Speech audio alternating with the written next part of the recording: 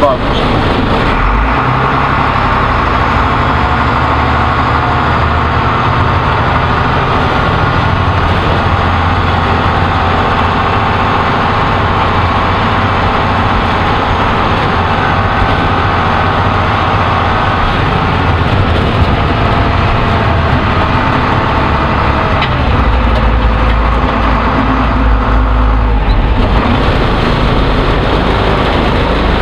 Let's see, as far as how it all started, it started back in 1999. I was traveling around Europe and took a lot of tours just to see what was out there. And I didn't like a lot of the tours. I thought but they were a great way to meet people, so I took them anyway. And I thought, well, what happens if we did something really unique? But for the next 5 years, I didn't know how to do it. And I just thought about it. I didn't have the capital. I came back and I got a job working corporate America. And then one night in January 2005, I had a horrible day at work. So I came home, I took my dog out for a walk. I said, well, it's now or never. So I went home that night, logged onto eBay and bought a school bus. School buses are cheap, they're safe, and bought the school bus in the middle of the night. 3 weeks later, I landed in Moline, Illinois, where the bus was. Took me 2 days to drive it back. I'd never driven a school bus before.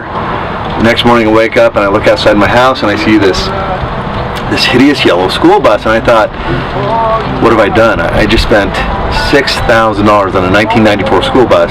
I'd quit my job that I was making very good money, and the insurance on this thing is worse than my mortgage.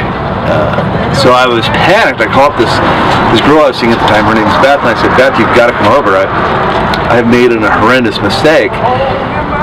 And so she came on over, and for the next 45 minutes we sat on the couch and we talked about how to cut the tops off school buses because I hated the low ceilings.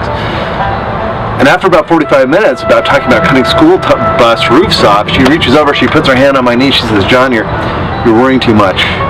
This is going to work out.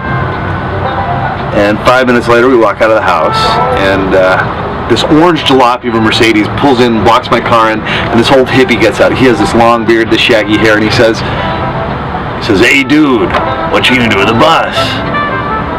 I said, well, I'm gonna cut the top off, put a pitched roof on it, I'm gonna put logs on the side and make it look like a log cabin. I'm gonna give people tours of Boulder, you know, Boulder style. And he looked at me and said, cool. Do you know how to weld? I said, no. He said, well, do you know anything about school buses? I said, no, I bought it 3 days ago. He said, well, then let me introduce myself. My name is Will. I've been a welder for 5 years, a civil engineer for 2, but in the last 2 years, I've cut the tops off of 2 other school buses. Would you like some help? And this guy shows up in the day I bring the bus back, and Beth leans over and whispers, hey, I think that just worked out. And it did, because 3 weeks later, Will and I had the roof cut off, a welded roof put on, and we went over to go buy some logs for the side of the bus, and we pick up these half-sewn logs at the lumberyard. We pick them up, and we look at each other, and they're entirely too heavy, so plan B, use fencing. My girlfriend's mother's fence blew down that same week.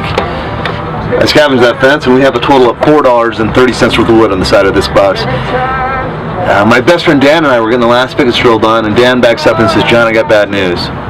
That doesn't look like a school bus, or even doesn't even look like a mountain shack. It looks like an Appalachian hillbilly shack. He said, you Banjo Billy? And I said, yes, I am. We've been Banjo Billy's bus tours ever since.